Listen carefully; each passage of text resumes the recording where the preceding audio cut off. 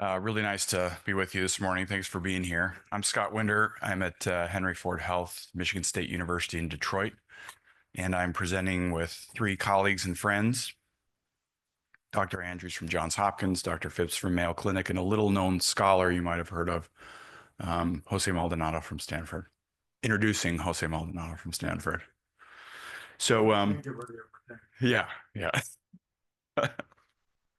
So we're going to be strict with our time, 15 minutes each, leave some time at the end to make sure Dr. Maldonado has enough time. And we've kind of divided the talk into some sections which we hope will be presented in a kind of a linear, logical way. Invite you, obviously, to, if I can say this, put your phone down. And some of what we present, I think, is pretty introspective. I'm coming up on 10 years working at Transplant Institute, and this stuff represents some of the most challenging and profound stuff I think we come up against. It just doesn't get captured often in labs and flow sheets or sometimes even in the literature. So I think we've compiled some information here that will be very provocative, and you can think of that patient or that colleague and maybe plug some of this stuff in and hopefully get some more traction in what you're dealing with. So Dr. Andrews will start off, and she's going to kind of lay some foundation in terms of countertransference and some of the challenges in the context of transplantation. And then I'll speak about selection conferences themselves and the decision-making procedures, how we communicate one with another in that unique venue. And then Dr. Phipps kind of has a very analytical gentleman and doctor, so he's going to help us with this big body of information, both toxicologic and psychosocial, and how do we interpret it, how do we speak with our patients and colleagues about it, and then Dr. Maldonado will kind of synthesize at the end, including themes about the therapeutic alliance, how it is that we build and maintain relationships with these people, how do we balance rare resource stewardship with patient advocacy. And I've seen his slides, and I think that'll be a great way to finish, and then we'll have some discussion at the end. Dr. Andrews.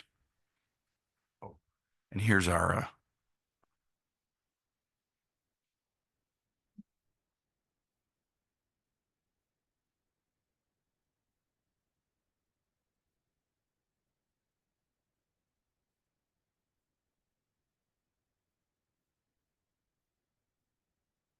So good morning, I'm Sarah Andrews, and I'll be beginning our discussion on the topic of addressing clinical bias and countertransference and transplant decision-making. And the aim is to understand how these factors can influence the crucial healthcare decisions that we have. I have no relevant disclosures.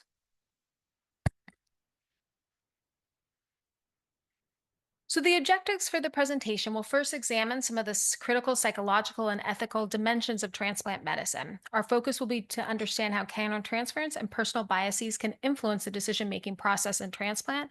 We'll look at the potential profound impacts these factors can have on patient outcomes. And finally, we'll discuss evidence-based strategies to identify, address, and mitigate these challenges, aiming to enhance fairness and objectivity in patient care.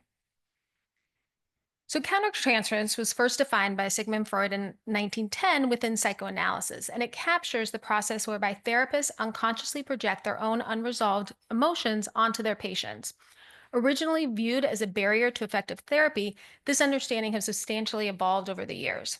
Influential psychoanalysts like Hyman and Winnicott in the mid-20th century argue that these emotional responses therapists have towards their patients can serve as pivotal diagnostic tools. The emotional cues can delve deeper into the insights onto patients' behaviors as well as needs, and then transforming countertransference from a therapeutical obstacle to a valuable facilitator.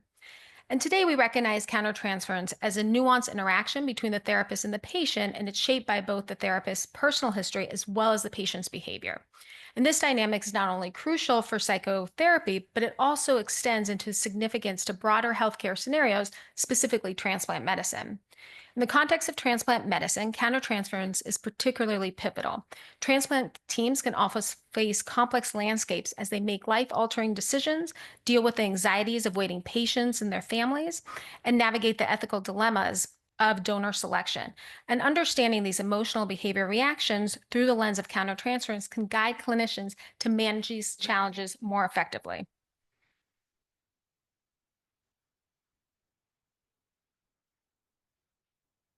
So, countertransference can take on multiple different forms and each impacting the healthcare provider relationship in unique ways. Subjective countertransference can arise when the healthcare provider's personal experiences influence the interactions with patients. For example, if a provider once dealt with their own family's members' addiction, they might feel some distrust when treating a transplant candidate with similar issues in substance abuse, and it might question the patient's ability to maintain sobriety post-transplant. Objective countertransference occurs when healthcare providers react in almost predictable ways to specific patient behaviors. So, a common scenario is frustration or disapproval towards a patient who might be non-compliant with care. And this reaction, can definitely happen within transplant, is generally expected within the healthcare providers that face non-compliance. There's positive countertransference, which can also occur, and this manifests as a strong personal connection or over identification with the patient.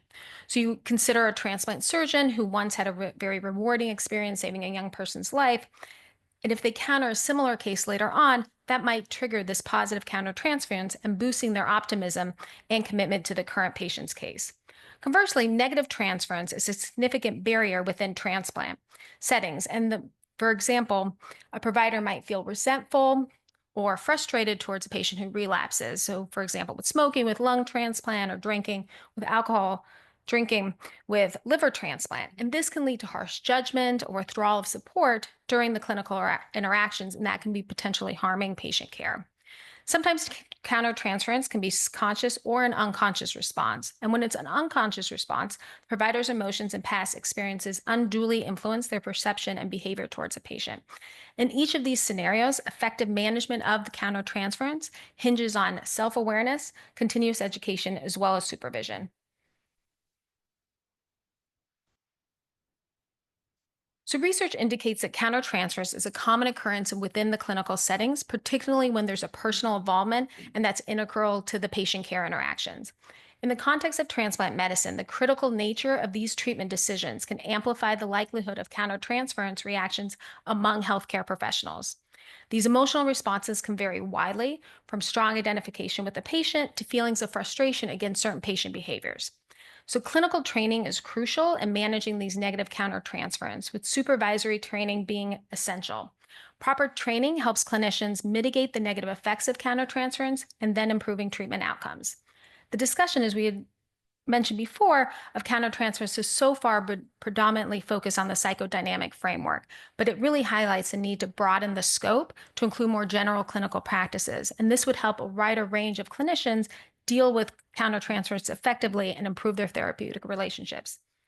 Especially in high stakes environments such as transplant, healthcare professionals must stay vigilant about their emotional and cognitive responses to maintain ethical and effective professional conduct. So, to continue our discussion on the influences providers face in healthcare, we'll shift from the topic of countertransference to explore the impact of bias. So, clinical bias refers to the predisposition or prejudices by healthcare providers that interferes with the impartial judgment in assessing, diagnosing, treating, or managing a patient's healthcare needs. It can manifest in both explicit or implicit forms, and that can affect patient care and outcomes. Explicit bias occurs when healthcare providers are aware of their prejudice and allow these prejudices to affect their decisions and behaviors consciously, and it reflects the personal beliefs or values of certain groups or people. So, for example, a transplant provider might consciously believe that younger patients are more likely to benefit from a transplant and thus prioritizing them over older patients, and despite older patients who might have the same urgent medical needs.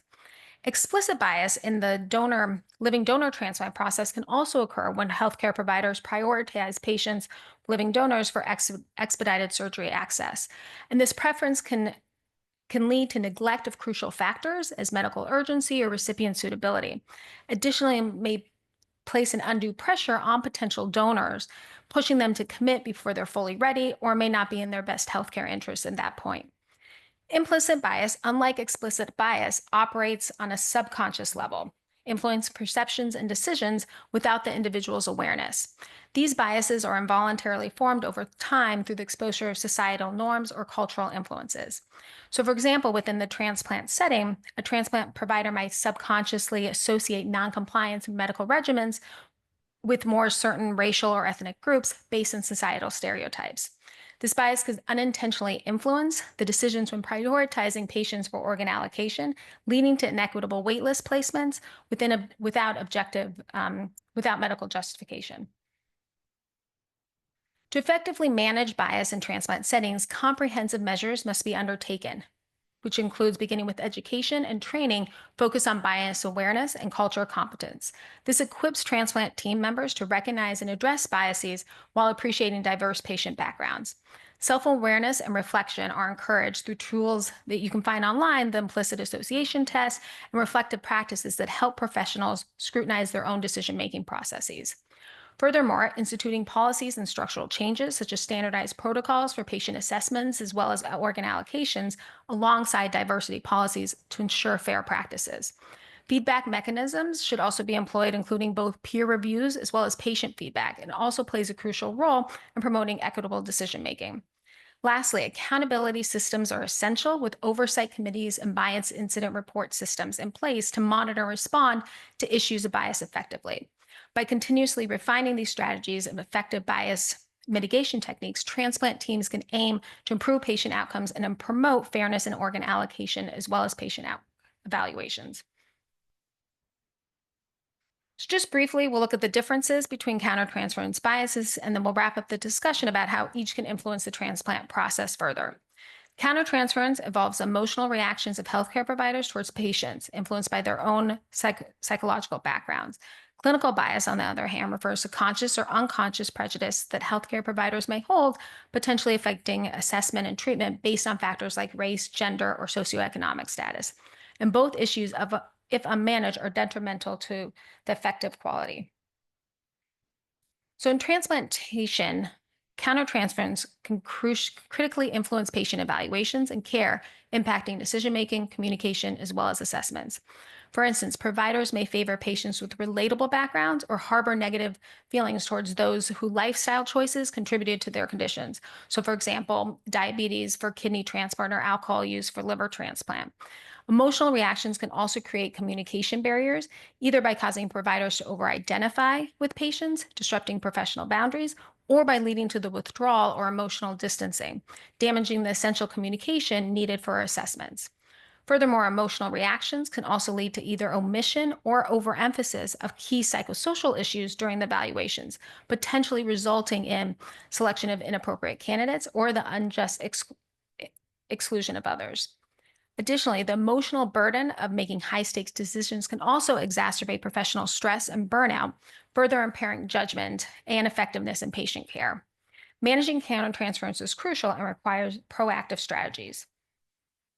Clinical biases during transplant eligibility evaluations may also result in unequal access based on socioeconomic or ethnic backgrounds. And these biases can lead to unfair assessments, especially, for example, against the elderly or disabled candidates due to misperceptions about their potential for successful outcomes. Decisions about organ allocation can also be swayed by implicit preferences that favor certain demographics without medical justification. Post-transplant care can be similarly influenced in biases that affect treatment consistency and communication quality. Assumptions about a patient's compliance with treatment based on demographics may also reduce the support and care that they might receive. Addressing these issues requires a multidimensional approach, which is vital to provide equitable care across all phases of transplantation. So in conclusion, to enhance objectivity in transplantation, it's crucial to address the clinical biases and countertransference. Training support, as well as updating policies and protocols and ethical guidelines, can improve fairness in assessments and decisions. Research into the effects of biases on transplant outcomes, coupled with ongoing practice refinement, is essential. So as providers in the field of transplantation, our decisions can be life-changing, and it's essential, therefore, that we continually engage in self-reflection on the presence of countertransference and clinical bias in our decision-making processes. And understanding and addressing our own influences is crucial, not only for our own personal growth, but ensuring that we provide equitable and optimal care to our patients. So next, I have the pleasure of welcoming Dr. Winder to build upon the topics that we've discussed by exploring deeper aspects of clinical communication and decision-making within the selection conferences.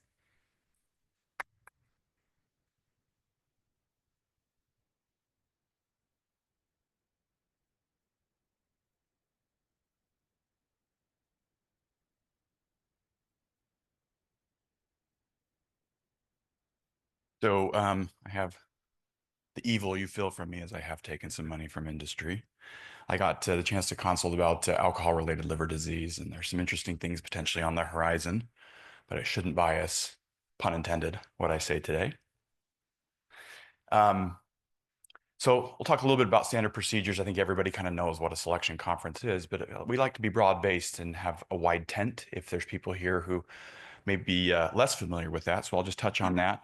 I'd like to kind of point you, I think most of you know where the problems can kind of arise, but maybe I can shine a light on that a little bit. And then kind of a grab bag of really practical strategies. We've kind of thought a lot about this and tried to dissect out some very practical things that we can do during selection conferences, and I'll list those for you in kind of a tedious end, but I hope it's high yield as we go through it. So what is it? Well, it tends to be a weekly discussion, these selection conferences, where we talk about new patients and listed patients, things that come up, and it really is a multidisciplinary representation, whether in person or more so after the pandemic, virtual. There are UNOS policies that talk about who should be involved, and there is some guidance about the selection criteria. But importantly, and I think the reason why we're interested in this is that there's really no guidelines on the procedures by which this happens. So what are we trying to do? Well, there's been some interesting studies, and these are just different ways to look at it. Of course, we're evaluating the candidates, and of course, on the donor side, we're selecting donors, and then we're obviously trying to optimize ethically and logistically transplant outcomes, stewardship, which Dr. Maldonado will delve into more about the allocation of these resources. But there's some interesting things that authors have tried to parse about the process, and this includes kind of balancing patient health and program health. Dr. Andrews talked a little bit about that in terms of um, burnout. And there are data about burnout in hepatologists. It's not good. I spend a lot of time in liver. It's not good. So that's a really important thing. Risk tolerance and accountability, access to care, all of these elements get tossed into this finite period of time with multiple disciplines, and it really can be a fascinating cross section of a center and a program, and even of ourselves as we kind of monitor how we feel as the decision-making process unfolds. So where do things go wrong? Well, on the left-hand side here, and I will flag, Michael Volk, I think, is the chair of medicine, I think, at Loma Linda now. But he was at Michigan for a while. I got to know him, and he and some of my colleagues at the University of Michigan did a great study. I would really refer you to this study. I'll reference it several times. It was a multi-center study with anthropologists, people who would just go in there kind of blank and just study how this all happened. And this is taken from that paper just to show the cross section. I think that's, you all know that, but it is multi-pronged discussion, but also multidisciplinary. And we're all kind of speaking different languages when we're in the room. Obviously, zero-sum allocation, you give it here, it's not going here. And it's high clinical stakes, of course. And there are lots of clinical pressures. Obviously, Dr. Andrews mentioned that pressure for young people, but increasingly, particularly with early transplantation for liver, there is a market pressure because so many of these acute alcohol-associated hepatitis patients are young and they don't have a lot of comorbidities. They're great surgical candidates, and centers are doing it, and there's lots of money. And so it adds this kind of lights this fire underneath it. There's these hierarchical stratification. I think hospitals are adult high schools. I've said that before at this meeting. I believe it. I really do believe it. And I don't think, with all due respect to this wonderful specialty we're part of, that we're at the top of that by any stretch. So this happens. And then surgery might say, not a candidate, nobody says anything. Or maybe Dr. Maldonado says, not a candidate, and nobody says anything. But sometimes when psych just says high risk, everybody jumps in, it becomes this milieu, this gladiator sparring match, right? When it's psychosocial. And medicine might just be able to put up the right heart pressures, and everybody just goes, okay. And then Dr. Andrews talked about this, the institutional memory of recent cases. I won't go into that more. So there are some data about how this goes, and I just put the smiley faces just for quick digestion here.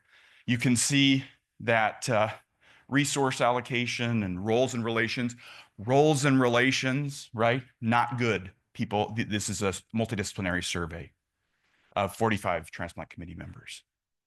Decisiveness, data and evidence, consistency and fairness, attendance. So these are things that the group really flags as like this doesn't really go well. So how about virtual meetings? Well, this is in heart transplantation. Half of them were non-physicians. General satisfaction with the video conference format. They didn't feel like it affected anything adversely. But 54% preferred in-person. I prefer in-person.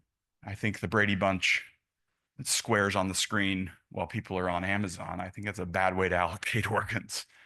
And I implicate myself there. I'm not saying that's, I've been a part of that problem.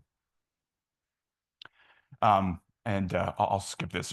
I've just stated you kind of the summary there, but I think this is the crux of it. So this is again from the Volk paper. Discussions of psychosocial barriers were at times protracted and contentious. Have you heard better euphemisms than that? Protracted and contentious? And obviously these themes rise to the top in terms of how difficult they are. Well, what is it? Why is it so difficult? We took a swipe at it.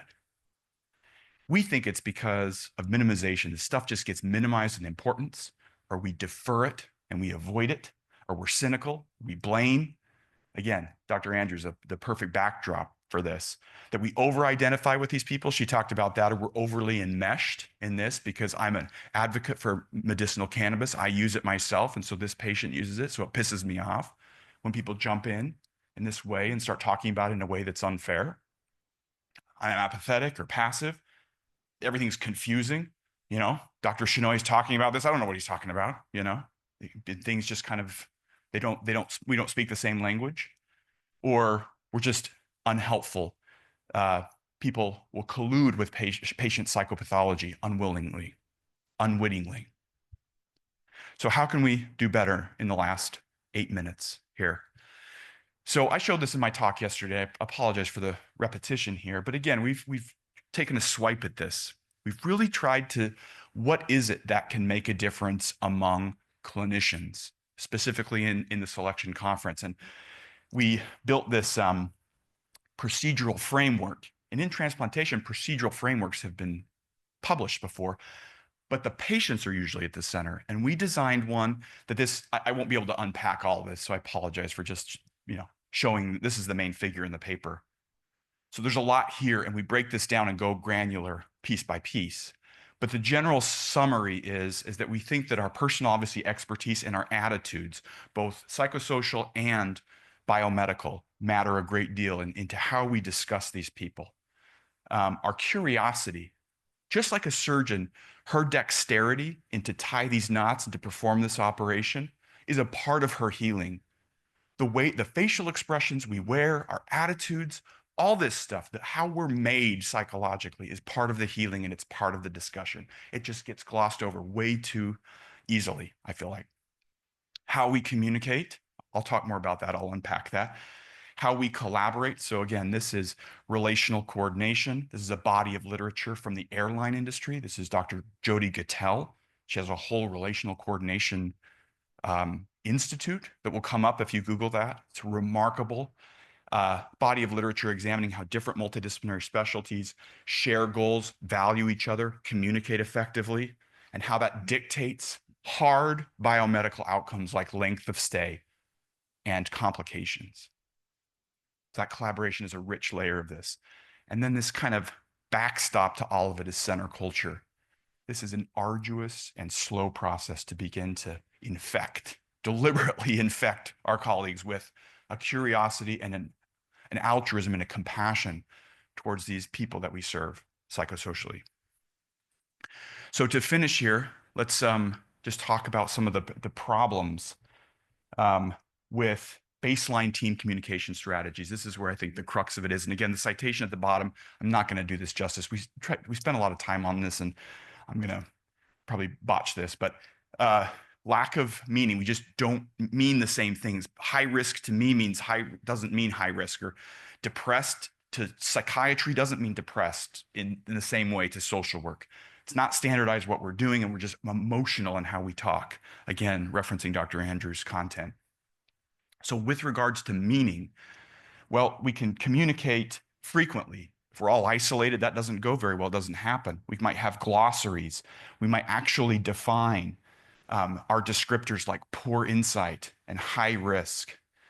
And we might build in interprofessional in-services or education sessions that include this definition. We might anchor it to the criteria of the DSM-5 or the ICD. Basic things. If we're not standardized, we might need to confer regularly that how we're doing this, the SIPAT is the same among the psychologists, the psychiatrists, and the social workers, and how we're reporting it. We might have to make sure that our colleagues understand what a GAD-7 score of 9 means. If we're overly emotional, just listen to how many times people say, I really like this guy. And again, I put myself under that, but what does that even say? Or I really pity her. These are very valid reactions, but again, leaning on what Dr. Andrews was talking about, I would scrutinize whether this has any place in a selection conference. But boy, how many organs got allocated based on this? Everybody's nodding. You guys can't see, but I can. And I love that everybody's nodding. I feel like we've tapped into the vein of reality here about what we're living with. And to finish here, during selection conferences, here's what we think goes wrong. And I mean, long-winded winder is my nickname. So this I am guilty of. Incomplete, disorganized, lengthy, and jargony descriptions that are kind of discombobulated. Then the discussions among all of us, or between psychiatry and psychology, who can't really stand each other because they don't really know what the boundary of their jobs are. They're discussing it in a contentious manner in front of everybody, which just raises the temperature. And they're like, these psychosocial people can't even get their own house in order. And there's no threshold to see if consensus is reached. And the surgeon says, yeah, they might relapse. I don't care. We're doing it. And then psychiatry still has to pick up the pieces.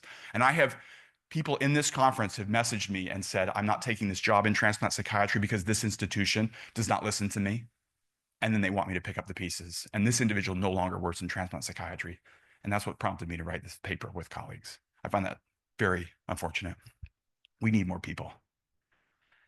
So when we talk about jargony, disorganized, incomplete, we got to be succinct. And I always call this like the back of the psychosocial baseball card. I collected baseball cards when I was a kid, and the back was always the same, and the stats were always in the same order. And I think the psychiatry, psychology, and social work and addiction medicine should be kind of reciting it in the same order, teaching our colleagues what to listen for. SIPAT scores should come out at the same time so they can kind of hear it. We probably need to vet cases on our own.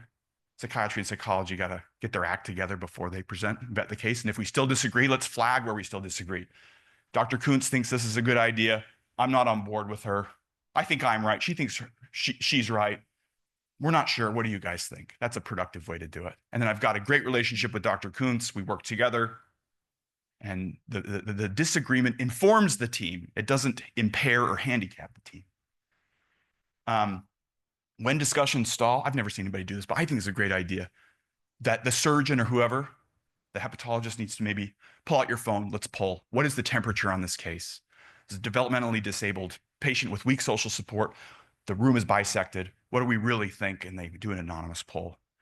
Or maybe we have parties that argue for and against this, deliberately objective parties. The state of Ohio does this, where they have objective parties that aren't related to the case that argue productively, if I understand it right, Kristen. We need to decide, will somebody please say when we've reached consensus? Do we even know as a body how we reach consensus? Here's the delicate one. You have to get, I think, in the ear of leadership in terms of if there are rigid hierarchies. There has to be a way, I think, because I don't think psychiatry has the power to do this, but to be able to kind of discontinue difficult discussions or to kind of correct patients or correct colleagues about certain matters that they tend to override the discussion on, maybe discuss that with them offline. That's probably better done in person. Let's project everything on the screen. Let's get off of our phones. Let's educate each other so we actually are speaking the same language and know what each other is talking about. So in the last 15 seconds, I will say some of the biggest challenges I've ever encountered professionally was this. And enough of you as colleagues have messaged me, not that I'm anything, but I just get to make a lot of noise or I publish these papers. This is really common. And I have a lot of sympathy for this. And this was not a adequate summary of these ideas. I'd really invite you to take a look at it. But I really have been inspired that we were able to make some changes, and I grew as a person, realizing that I have some mannerisms, which maybe you all are aware of, that are kind of unpleasant when I get, worked up about something. And this really helped me to discover that. And I think it boosted my efficacy, and my job satisfaction skyrocketed, even though I never resolved some of these challenges. So if there's any audience that can kind of take these things and integrate them, they're simple, banal things. This is not, for this audience, this is not sophisticated, but these simple things can make a big difference. Thanks for thinking through this with us and coming to the presentation. Thanks. Dr. Phipps.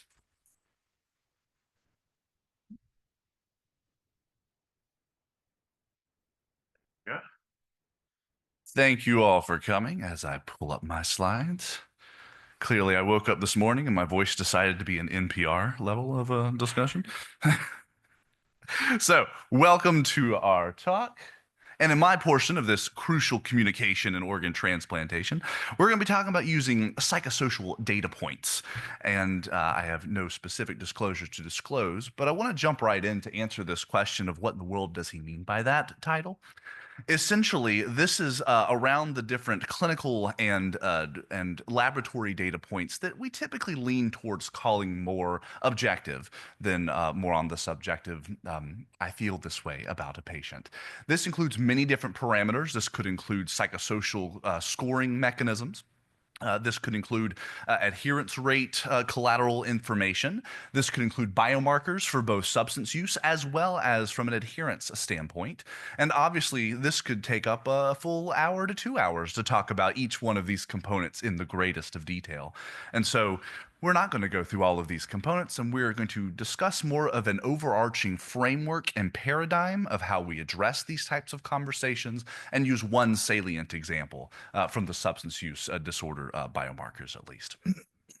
And so when we discuss this paradigm, I think we all are fairly well aware of this concept is whenever we are using any form of an objective data point, there is a sliding scale spectrum of value that we can place on that to where we can be on an absolute extreme where we create a binary of, yes or no, positive or negative, number equals this, no other questions asked, we need to move forward with this. There's also on the other end of the spectrum where there's no value placed on this, and we're kind of passed off as, well, that's your scoring system. We don't really care as much about that either. And just like any sliding scale at the extremes, both sides are inappropriate patient care. And honestly, when we get down to the point of high risk situations and high reward situations as well, being able to find that appropriate medium of appropriate use of objective parameters really is one of the key valuable pieces.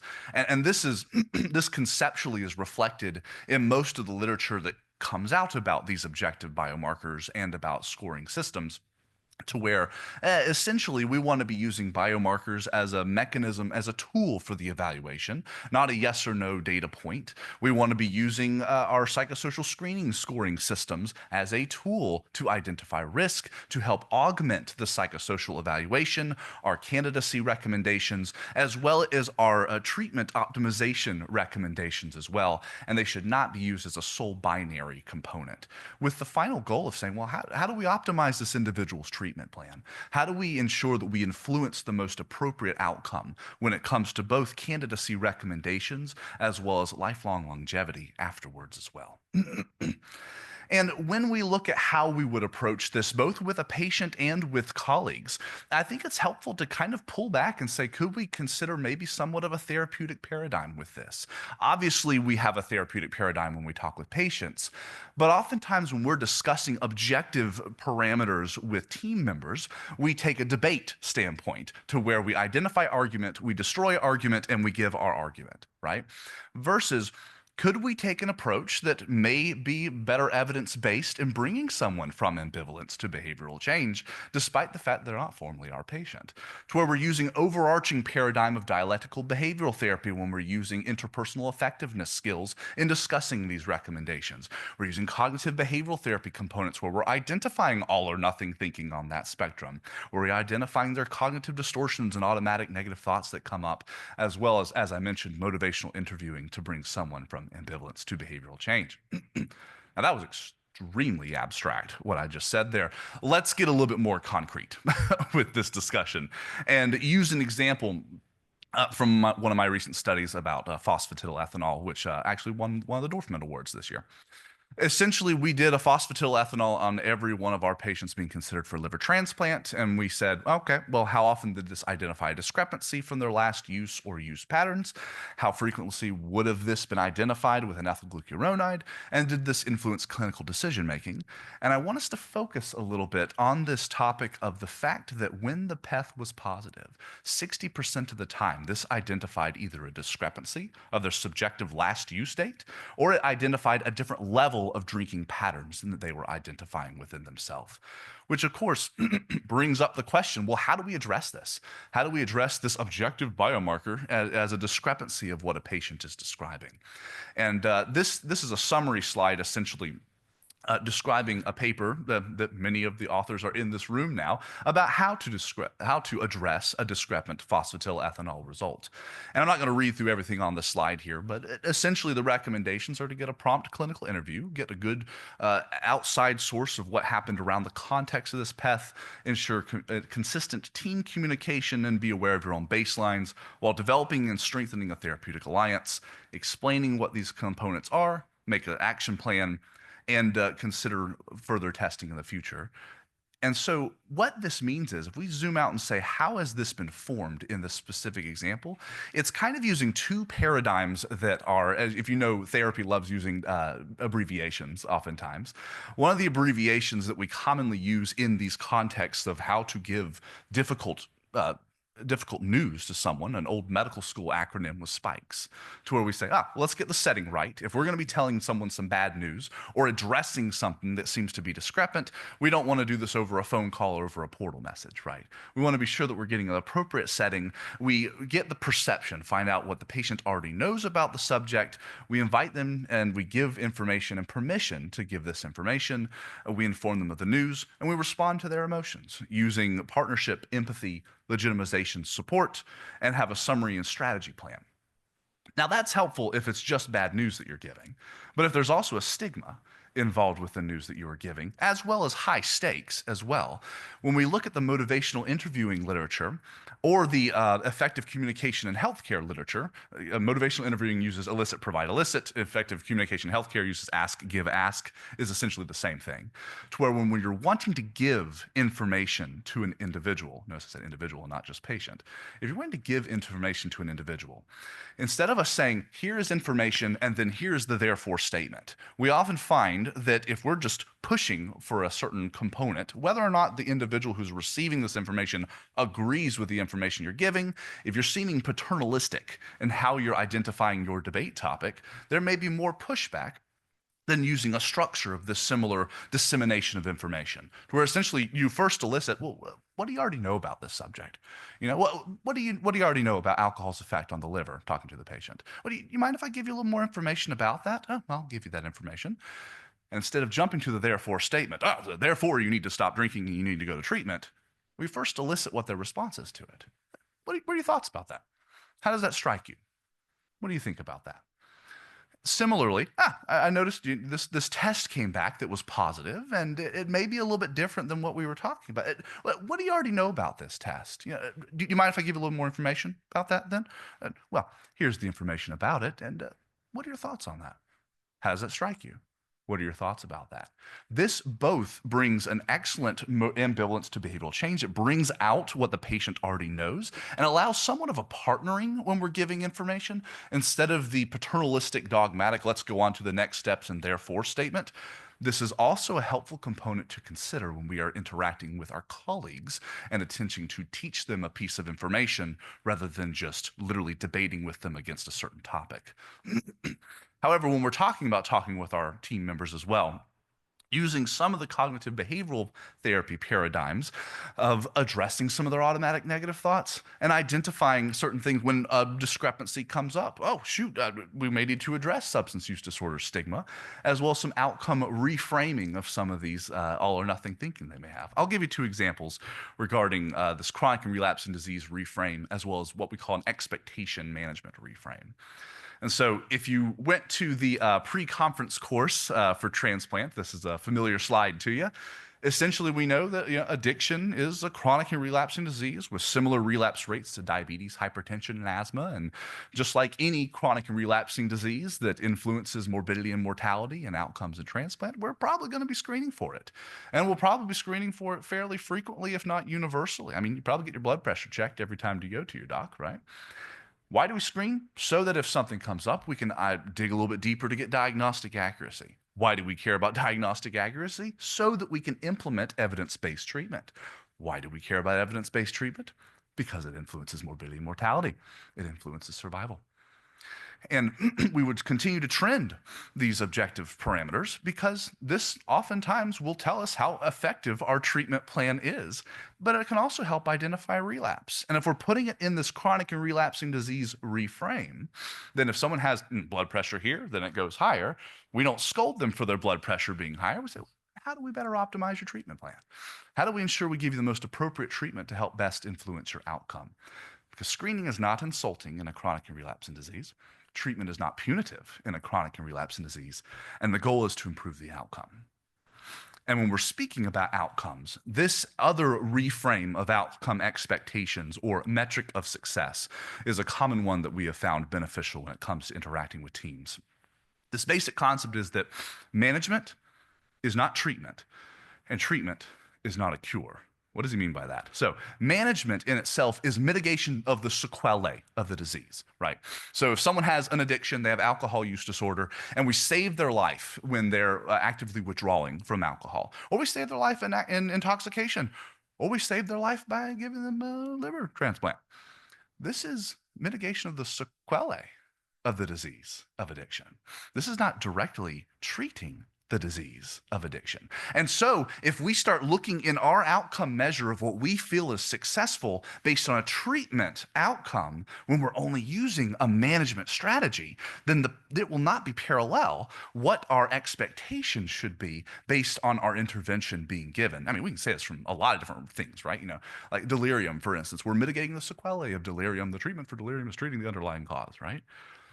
We can even shift this, though, to the other side of things that I've even had to reframe for my psychiatry colleagues many times, is that treatment, by definition, is not a cure for a chronic and relapsing disease. Man, what did I do wrong? I got this individual in an IOP. They got on great pharmacotherapy. They got an individual therapist. They're in recovery groups, and they have a sponsor, and yet they still relapsed. Who would have thought? Because treatment is not a cure. By definition, a chronic and relapsing disease is not going to be cured with our treatment interventions. And so if we are putting our mindset into the context of a curative outcome while implementing a treatment strategy, that will not be parallel with our expectations. Now, this does not demean the impact and devastating impact of a relapse. I'm definitely not downplaying that by any means. But you will find that if you are feeling demoralized, or if you're seeing team members demoralized from, man, everyone is relapsing, what is happening here? Or no one is doing treatment and everyone is simply just expecting treatment to be the liver transplant, perhaps a reframing of what our expectations should be based on our strategy of approach changes what our expectations are of our emotional response to how that is implemented. And so a fairly abstract concept to bring into a little bit of reframing that we can do and see the team more as our colleague that doesn't need to be debated, but can be validated and reframed to more appropriate expectations. If you saw my pre-transplant course, you know I also love summary slides. And out of respect for our time, I will have that available to you. And I would be more than happy to answer your questions at the end of everything. And I will pass it off to Dr. Maldonado.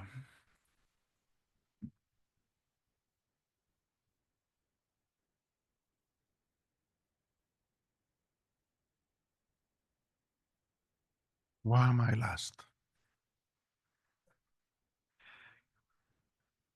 I'm the anchor, like. So hello, good morning. For those of you who survived so far, the meeting, and are now jumping on your planes to go back home. So I'm going to talk about the Therapeutic Alliance, and I added the word divided because of the conflicts that sometimes comes in between the teams, right? And then let me ask you with the first question, who are we working for? So if you're the psychiatry consultant to the transplant team, who is your client? Is it the patient whose life you're trying to save? Or is it the doctors whose job you're trying to save? Or who you're trying to save from themselves? Bad outcomes lead to programs being put on probation, program get put on probation, the hospital loses that program, hospital loses this program. There's millions of dollars that are going to be lost for the institution. I have nothing to disclose as it pertains to these presentations, except for sometimes my sanity, which is lost from time to time. I have had many of the encounters that you were talking about. And briefly, I'm going to talk about the therapeutic alliance between the teams, your role into them, and how to kind of maintain your sanity. As I mentioned before, just before, in an organ transplant program, I think that the psychiatrist played a very unique role. I've been a transplant psychiatrist for 35 years now, and I have treated many more doctors than I have treated patients. One of the things that happen in the transplant program is, which one is your master, and whether your attention gets divided to. So we serve as advocates for the patients and their well-being. At the same time, we're serving as steward of a very limited resource. And one of the things that I had a problem with at the very beginning of my career as a transplant psychiatrist was, if I say no, that a patient should not get a transplant, how am I going to feel tomorrow when I come back into the medical center and I learn that the patient died? So that's a very difficult thing. On the other hand, if I made the wrong call and the patient got the organ and then went home drinking or using Coke or just was non-compliant with treatment, and that patient died, I felt at the beginning of my career that I killed two people: the patient who got the organ and the patient who could have gotten the organ had I made the right decision. So in order to manage that, what I did is I created a tool called SIPAD. And the reason for that was kind of a defense mechanism. It had really two functions. One was I was being a coward, and I didn't want to have the responsibility. So I tried to come up with something that was as objective as possible, that is not my call. That's what the tools show. But the other one was to standardize the process, because we all have, as you mentioned, biases. And you sit across the table from somebody who you really like, I don't know, the guy who invented the Mac, who happens to live, 3 blocks from my medical center, and you cannot not like this guy. How do you say no to that? Well, I didn't. The tool says that he's a bad candidate or a good candidate, and gets away from you. The other thing is, when I started at Stanford, I was the only psychiatrist doing organ transplantation. And after I started to work with the liver transplant team, immediately the kidney transplant team wanted you, and then the lung transplant team, and then the heart transplant team. So there was no way I could be in all places at all times. And that was a third function of doing that. Well, we know that if we have a good relationship with the team might have a better relationship with the patient, and also might be more likely to listen to your recommendations when the recommendations you're providing are not what the transplant team wants to hear. One of the things that has happened since I started working with the transplant team is that we have our Tuesdays meetings every day. Every week we have a transplant team meeting at noon. And then from time to time, we have a transplant meeting at 9 on Friday. And the Friday morning meeting is the one where they try to have a meeting without Jose's intervention. So, and of course, I always find that room to be there in order to defend my patient. I have been a transplant psychiatrist for about 3 months at Stanford, when a young kid, I think he was 19 years old, went to a pharmacy, bought 2 bottles of extra strength Tylenol, bought a bottle of whiskey, checked himself into a hotel, and took an overdose with the alcohol and the Tylenol.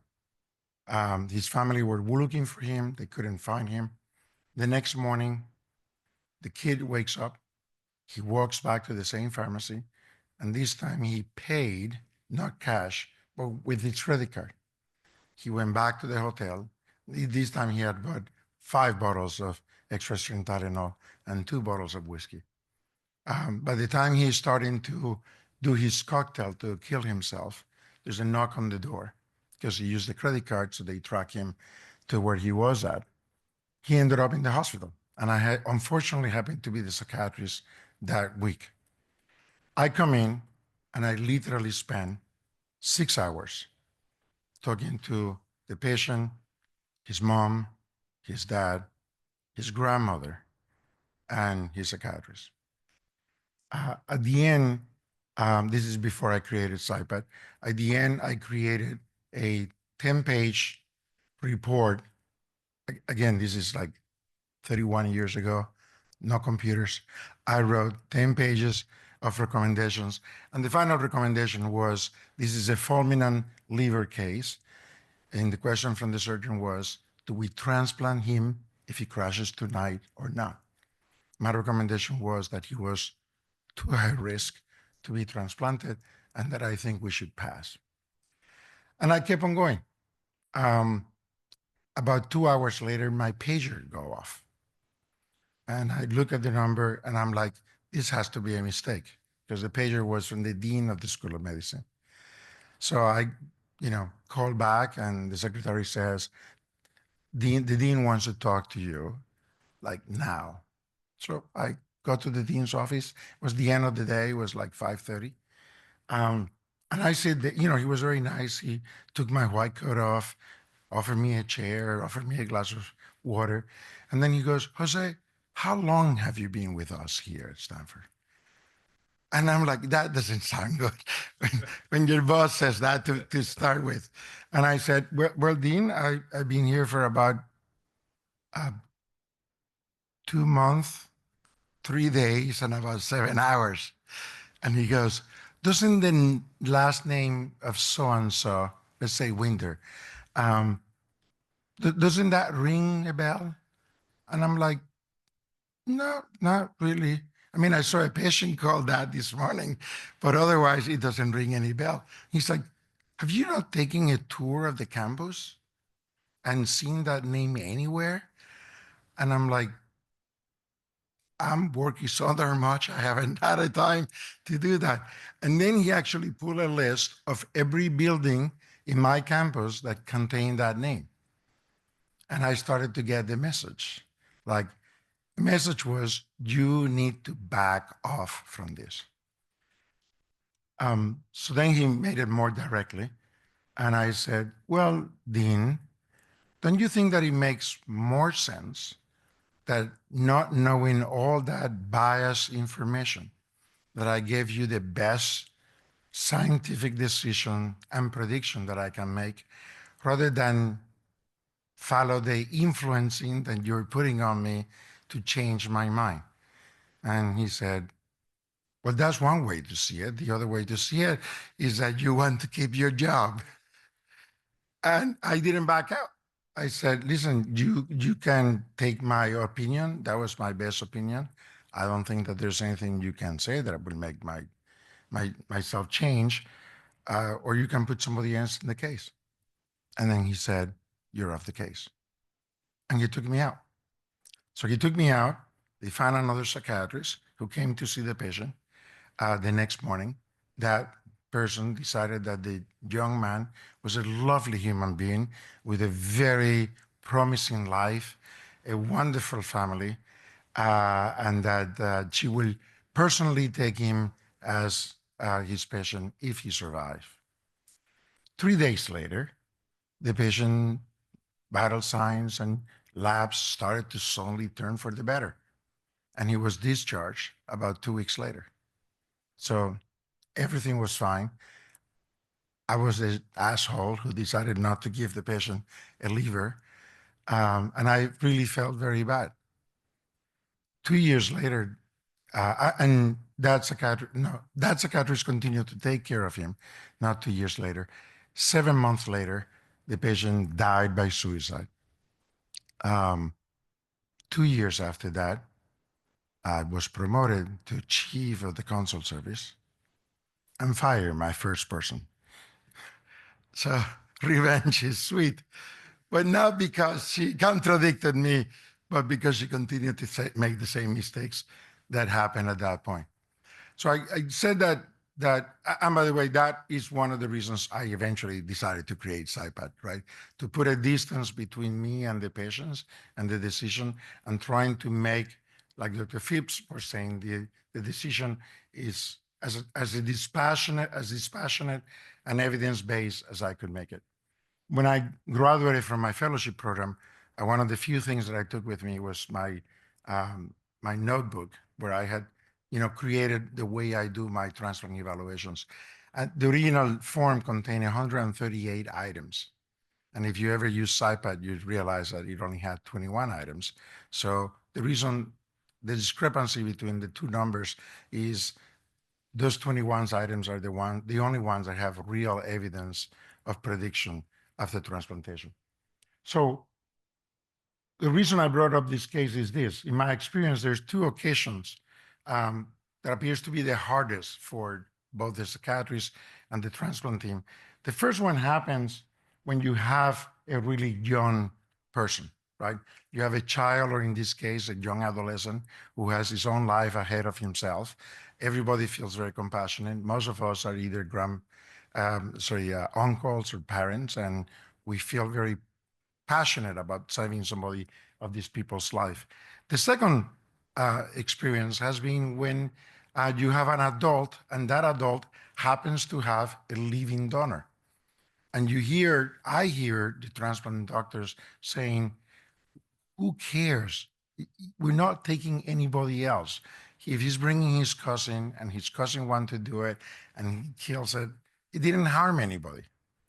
On the other hand, I think it can harm that other person. And then the third case is the patient who has young children, right? So you have a 29-year-old woman who comes to the hospital. She has been rejected from CPMC, there are 3 hospitals that do transplant in my area. CPMC in San Francisco, UCSF, who turned her down, and then now she's at Stanford. And one of the things that you have noticed when you work with transplant teams is that if another team rejected it, we can do it because we're better than them, right? So then our team is devoted to give a transplant to this woman because she's 29. Her first transplant was given to her when she was just a baby from atresia, a congenital atresia. And now she has a 2-year-old child. I mean, isn't that a sad story? That this woman, what can go wrong? So I go in and evaluate her after my resident had gone in and evaluate her. Her SIPAD score was 79. I mean, it was a horrible score. Like you cannot bother these any better to try to get the patient to be a good candidate. So I come to the transplant team and I tell them all the episodes of non-compliance that this patient has had, all the episodes of admission to the hospital because of rejection, secondary not to taking medications. And all I got back was, but what about her 2-year-old son? Shouldn't we save mom to save the son? And then I'm like, well, this is what her mother said. And then I read her mother descriptions of how bad of a mother this patient was and how bad of a patient she was. And there was actually really no way to make this go any further until one of the surgeons says, guys, we are all on the same team. How many psychiatrists do we have in our team? And everybody silent.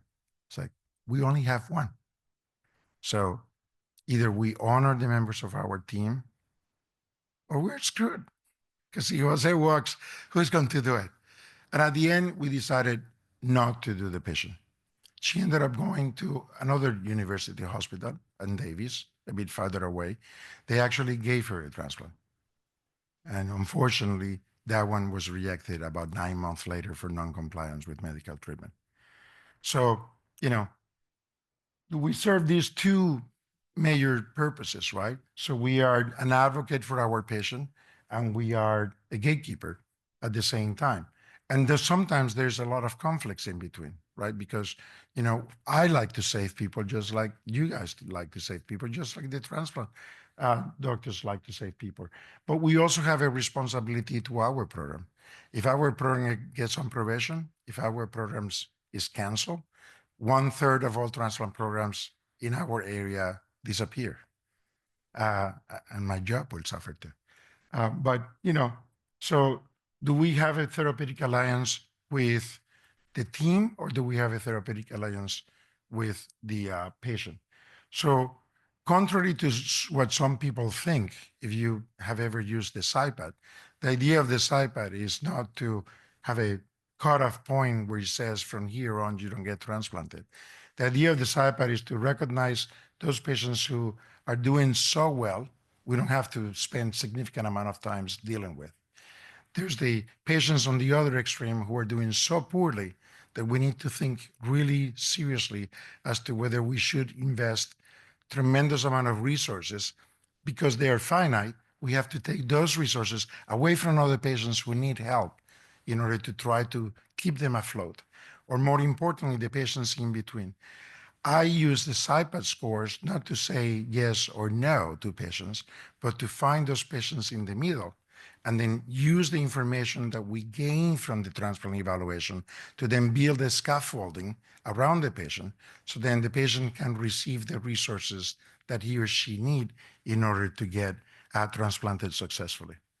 I got another meeting with the head of the lung transplant, who is also a Hispanic man like me.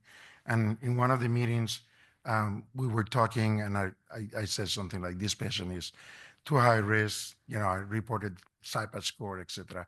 And he takes the chart of the patient and very dramatically, very Hispanic-like, take the chart and goes, Dr. Maldonado, are you telling me that you would like this patient to die? I mean, who asked that?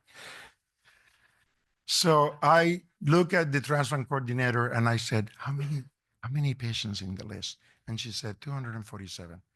And I said, no, Dr. X, I'm saying that I would rather let any of the 247 patients on the list to go ahead of her.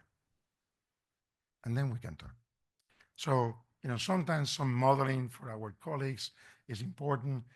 They need to understand that we're trying to be good stewards. I'm going to skip this because it has been mentioned before, that we need to be good stewards of the organs, that we're protecting sometimes them against themselves, while at the same time, we're trying to provide the best care to our patients. So there are multiple challenges to our advocacy role. You know, you need to be able to navigate not only the committee process, but also the personalities of all the people who are in the room with you. Sometimes you have to be the one who advocates for the patients, even though you think the patients might not be the best candidate, but you have reason to believe that you can actually help the patient get there. I already gave you an example of this, so I'm going to skip, and you're going to have the slide, so you can go back there. But you know, sometimes there are problems of misunderstanding of the intent and how to manage communication that you know are really a minefield in the transplant team, as you described before so well. So building trust with your patients so they know that you're doing what is in their best interest. At the same time, building trust with the team so you know that when you're giving them bad news, you're doing it from, you know, with the best interest in mind. Being able to communicate transparently with the transplant process. Actually, right now, things are in our institution so well that most of the surgeons, when they have a really iffy case, they go, Jose, I have a really hot one for you, and I don't mind if you say no, as opposed to before when it was like, a fight to begin with. Like, they go in with a gun. It's like, so what do you think about that? Now they're like, listen, I even think that is bad, but I want to make sure that you feel exactly the same way. And then the third thing, which all the previous speaker has spoken about, is finding ways to facilitate the communication among all the members of the team. I actually find myself doing family therapy in our teams all the time, where somebody's you can see that there's a team here who wants to do it, and you see a team here who doesn't want to do it, and I know that they're looking at me to be the one who says, I don't think so, and then I go, well, this patient seems to bring a lot of challenges. So why don't you tell them how you feel about it? And then we start going up around in the room, and usually the surgeon says, okay, enough. This is obviously not a good idea. So let's move on and continue the process ahead. Um, Conflicts are going to happen all the time. We're talking about oftentimes decisions of life and death, right? Oftentimes, if you leave, if you decide that the patient should not be a transplant candidate, you walk out of the room knowing that the patient would more likely than not die. I have to say, this is the second time I'm going to say I'm a coward. Um, my first act of cowardice was to develop SIPAD, so it was not me the one making the decision. The numbers don't lie. The second one is I never go to a transplant meeting not wearing a white coat. And I don't do that. Why do you think I do that? I never go to a transplant meeting not wearing a white coat. Why do you think I do that?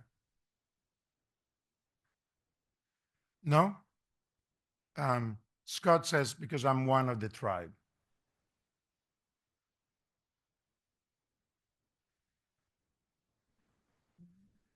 Somewhere in between. That's my defense mechanism. I leave the transplant meeting at the end of the day. I take my white coat, I hang it up in the back of my door, and I leave the hospital. I make the best decision that I could make with the information that I have at that time, and I move on.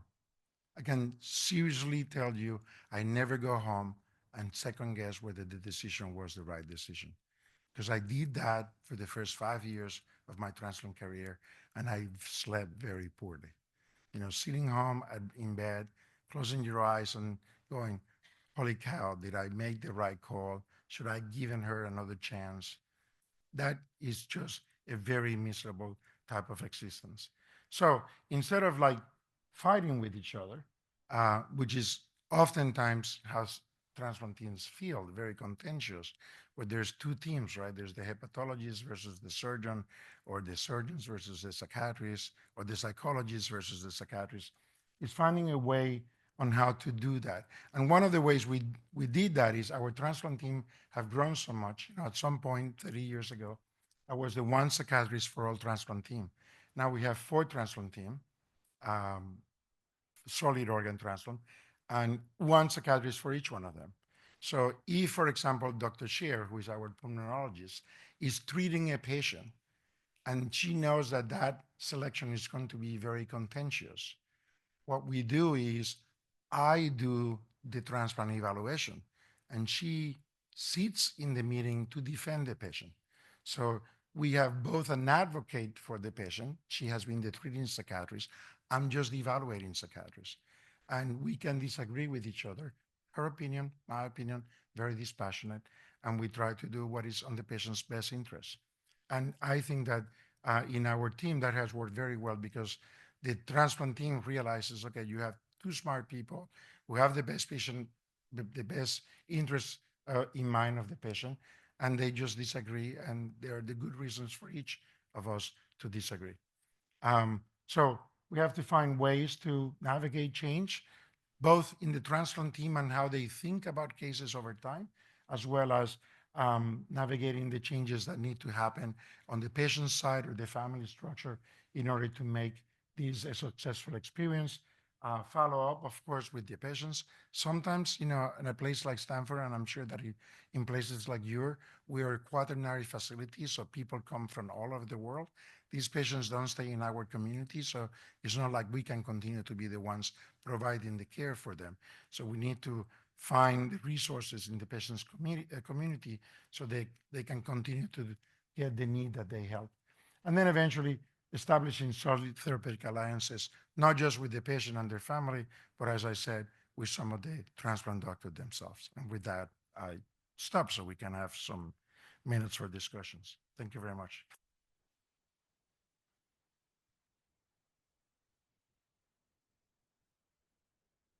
Thank you, Jose and Sarah and David. That was wonderful. I think the room is still quite engaged. What questions and thoughts do you have? I hope we stirred some things in your mind and feelings. If I can sound like like a shrink. What discussion can we have? There's a microphone here, if you wouldn't mind coming up. So everybody, thank you for being the first. Thank you so much. That's really, really interesting. My name is Olivia. I'm a first-year psych trainee from London. I have quite minimal experience in the transplant field. I'm wondering, when you do your assessments and you come up with your recommendation and you feel that a patient's really high risk, do you have that discussion with the patient there and then? Do you tell them what you're thinking? And then the second part to that question is, if you've had a discussion with the patient and they know that your impression was that they're high risk, how does that then work with your dynamic with them if they do end up getting a transplant despite your opinion that they are high risk? How does that affect the dynamic between you and the patient? Why don't you come back up? So at the very beginning of my career, I didn't. Um, Again, third time I say that, I was a coward. If the patient was a great candidate, I would be like, don't worry, you're in. If the patient was a bad candidate, I would be like, well, let me talk to my colleagues and this and that. And now that I'm a bit older and more seasoned, um, when I finish a very difficult evaluation where the patient is not a really good candidate, I will consciously leave plenty of time at the end of the session because I got whatever I needed to. And I will, I actually do this. I close the chart. Like I stop taking notes. I close the chart, move my chair in the direction of the patient, more of a therapy kind of session. And I will be like, how do you think that these go? And then the patients, I had never found a patient who says, I did great. In those cases, they go, well, the story didn't sound really good. And I'm like, no, it didn't. But let's review why. And then we go point by point into why. I will tell you honestly that about 80% of those patients will look at me and say, it doesn't seem like this is the right thing for me. And I will be, you know what? I actually agree with you. And if it is okay with you, I will be sharing that with the transplant team. And then we can come up with a plan to make an alternative to transplantation feasible for you. So those are the easy ones, the 80% that agree with you. And then there's a 20% or so that vehemently disagree with you. I have to say that of those 20%, usually it's not the patient, it is their loved ones that are problematic. Many of these patients, I look at them and they go like, listen, it was not my idea, it's his. And then you have the spouse there and they're looking at you with these hateful eyes. But the patients know that this was a bad idea all along. So most of the times that I encounter is one of two things. It's either the fantasy of the family members who have incomplete issues with the patient, or is the transplant team themselves who have this rescue fantasy and they think that they can do it. Unfortunately, the rescue fantasy is, maybe that's not the right term, because it's not that they think that they can save this person. That happens from time to time, usually with the younger children, is competition. If UCSF says that they cannot do it, we can. It's like this kind of professional competition. But I mean, I have been very pleasantly surprised that being very honest with your patient, the patients eventually realize that, you're right, and maybe I should not be doing this. Thank you, Jose. Yeah. The only thing I would add is just to normalize it. I'm a very candid person, and that takes two forms. One is I tell these people how much I care about them, and not in a patronizing way. And if I don't feel it, I'm not going to say it. But to sit with somebody like this in the middle, and I mean, full disclosure, not to make I just was diagnosed with cancer, went through surgery and everything's okay. I only mention that because when I was on the operating table, the surgeon just came up and put his hand on my arm, said, "Well, we're going to take really good care of you." And I've been in hospitals for years and pretty objective guy. It's one of the most tender things that anybody's ever said to me. So the way that Dr. Maldonado talked about that, you couple that with just compassion and we really want to help you. And I see these problems all the time. And it's really meaningful that you would share all this with me. Those things land so deeply. And I work in ALD, alcohol-related liver disease is something I think about all the time. I'm just so moved by kindness. It sounds so trite. I apologize, but these people are so starved. And it even is accentuated in the transplant environment just to sit with them and just that sympathy, even just the silence, just letting it soak in. It's one of the most rewarding things that happens. I can't wait to get back in the clinic talking about all this. So sorry for the emotion, but we all are shrinks, and that's just happening right now. I'm okay. I don't want to make it. It's not like I'm going to die. Please don't. I don't want to die. But yeah, the surgery and everything, and I'm okay. But it really deepens my appreciation for these wonderful things that Dr. Maldonado was talking about. Other thoughts? Someone comes to the microphone. One thing that reminded me of is one of the things that I did about 7 years into this. We created something called Patient and Family Advocacy. One of the things that that service offers is when we have a patient who is kind of borderline, we pair that patient with the recipient, whoever has gone through that, and then we make sure that they get together. Half the time, those patients who are impacting this side of this, because they hear from the peer all the things that we have to go through and have to happen. And it's not that we give them the most horrible disasters, we give them good cases, something that gives them the reality check. That many patients come in for transplant, they think that they're going to go on the operating table, they're going to cut the appendix out, throw it in the trash can, and that's it. No, they go about, the start goes from here. You have to take 50 kilos a day, 3 times a day. You have to go, and then people themselves realize, you know what, this is tough for me. So it's not like us versus them. It's like, let's give the patient information. Most patients do the right thing. I mean, there's always a patient. Most patients do the right thing. Great presentation, by the way. I really enjoyed your presentation. Thank you. Yeah. I'm Ani Deka. I'm a transplant psychiatrist at Rush. So fairly new to this field, been a year.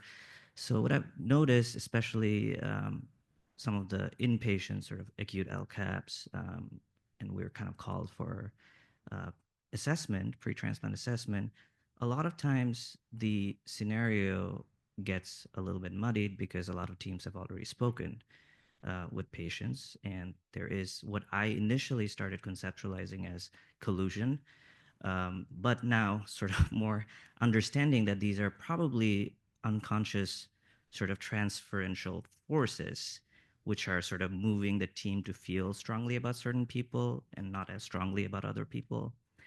What I've noticed is it's difficult to discuss these transference forces with medical teams. I also work with a lot of medical students, and when I'm always asking about what is countertransference, and what seems like what's taught in med school is it's your personal sort of baggage which is being reflected, which is not the entire picture. So, is there any tips for discussion, not just in the terms of transference forces, but also like what is happening here with the medical team so that they're more aware of it and can keep that in when we're kind of moving forward in the future? Dr. Andrews?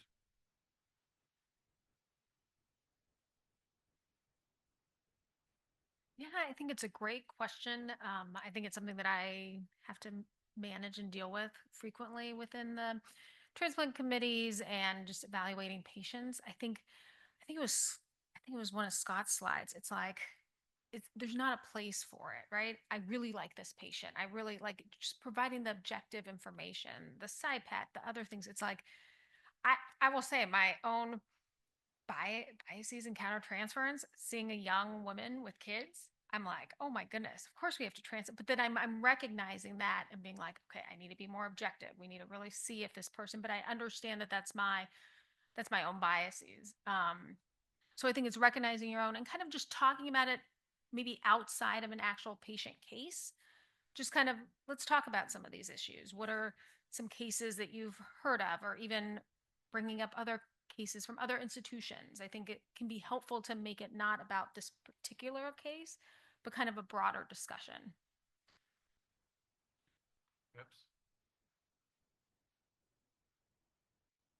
So, few things about that component as well. One is when we talk about creating relationships with the team, being able to sit down and have that conversation with them, through an provide illicit context of, what were you taught in medical school about this concept?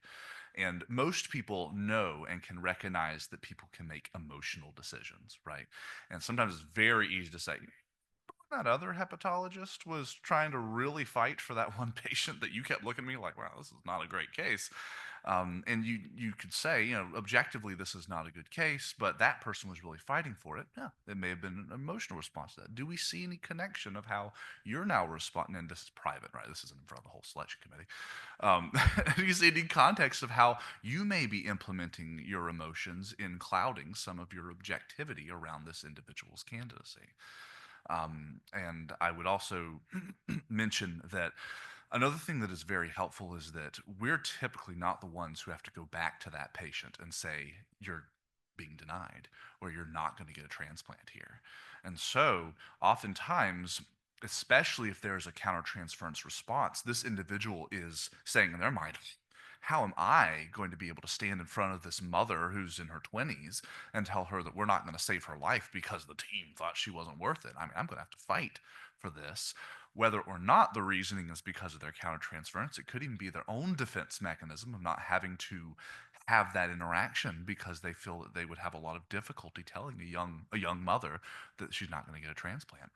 And so that's one of the reasons why in my talk was to take a therapeutic paradigm, because the first component of that is not even identifying what they're doing wrong. It's having empathy for the emotion that they are feeling, because by definition, they're making an emotional response rather than a cognitive response.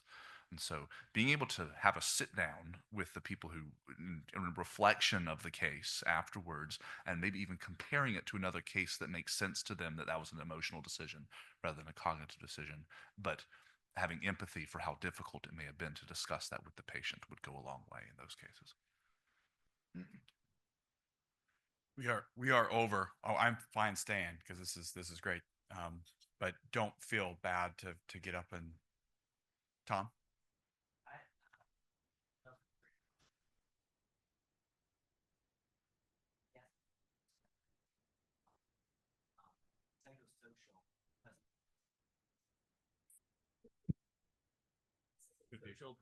The psychosocial presentation often comes at the end of the presentation of the patient, which I think really already sets the tone, and we're working against that. And I'm wondering if any centers actually present patients first or after a one-liner. I wonder if we can do a raise of hands of who goes first, middle, last. First? Any Or centers? is there anybody who has the psych information come out first? Oh, you do. Awesome. Sometimes. Okay. Because it's organ dependent, right? So let's say it's a pulmonologist or a lung transplant. Pulmonologist presents first, the social worker second, psychiatrist presents third, the surgeons goes last. Interesting. And we do that with every organ. So we do hepatology. So the hepatologist presents just the case. The social worker talk about what they found out about. Yeah. We talk about the side. And sometimes if I say patient sample score was 2, everybody goes next. I mean, that's it. That's the end of the conversation. But the sample score was 49, then everybody kind of sits back and it's like, okay, now also it's 20. So it depends on how it goes. But I think that developing a format where everybody knows exactly what to expect. Supposed to be in the psychiatrist stuff again, because that might be the bomb. It's like we are the bad guys. Yeah. Everybody's on agreement on something. And did you have to advocate for moving yourself up? Because naturally, I feel like psychiatry ends up going last. Did you're like, I want to go sooner and sooner and sooner? No, what we did eventually was to sit down with the leadership of the transplant team and say, listen, obviously some bias associated with psychiatry. Already university. And they all agree that we should present multiple factors first before the decision is made, as opposed to having make a decision and then having somebody come back and say, actually, it might not be good. Because by then the decision has been made. Then it becomes Dr. Potts? Thank you all very much. I'm Stephen Potts, a transplant psychiatrist from Edinburgh in Scotland. Can I make a plea with regard to handling countertransference for the role of modeling? As the psychiatrist in the room, you might be able to say something like, I really like this patient, but I'm stepping back from that and going back to the objective information available in their chart. Yeah. That makes it easier to say to physicians and surgeons, you really like that patient, but what are the parameters that... and likewise, I find it really difficult to be in the room with this patient. In other words, I can't stand them, but I'm stepping back from that to the objective information that I have. Yeah. So rather than avoiding it, you're getting it out there explicitly in the room. Yeah, that's actually a gap, Dr. Potts. Thank you. We were talking about it, prohibiting it, proscribing it. I think that's accurate, but that is the skill to do it, to model that. And we would extend that to stigma as well. We talked about getting stigma out of the room. Yeah, but that was a gap in our presentation, Dr. Potts. Thank you. Yeah, that's nice. Anybody else? Dr. Koontz? Yeah, I'm maybe going to take it back to Olivia's question at the beginning, and maybe piggyback off of Dr. Maldonado's idea of cowardice a little bit, in terms of, how do you talk to these patients when you know in your head you're going to go to the team and say, no. I've started recently, especially in the context of like increased patient anger and violence and patient advocate complaints and things, when they don't get what they want or they don't like what they're hearing. I'll just say to the patients, oh, I've been working here a long time. I know our team is going to be really concerned about how often you're missing dialysis. I know when we talk to the committee, the team is going to be really concerned that you're not seeing your psychiatrist. The team will, so that I'm almost like an advocate for you. I'm telling you, this is what you got to do to get by our team. Yeah. And so hopefully, it's not, that psychologist said I'm not on the list. And so when I got deferred, that's who I'm mad at. And that's who I'm blaming. It's like I'm trying to, tell them I got your back. And this is what, I'm going to try to help you do to get the team's approval. Yeah. Kristen, thank you. And we actually had to say that to the team explicitly. When you refer to the psychosocial team, don't refer to the specialty, always couch it in the committee, because we were having problems just having these landmines go off in our therapeutic alliances. Yeah, thank you. That's also a very practical maneuver.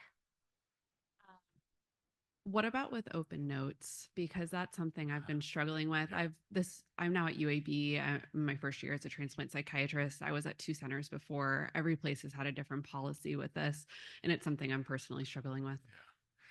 Yeah. I sound kind of like a narcissistic prick when I keep citing. We wrote about this. It's in the American Journal of Transplantation, because I had the same thing. I had a few relationships just explode with open notes, and then I was not attacked, but nasty grams from the university about why are you blocking all your notes, and I sublimated my frustration into a manuscript. So me and Dr. Clifton, it's in the AJT, and they took it very readily because they recognized that Nobody was talking about it. We proposed a harm model that would, I believe you could present to your hospital and defend why it is you're blocking these notes. We Okay. map out from a transplant perspective why this is not something that patients should be reading.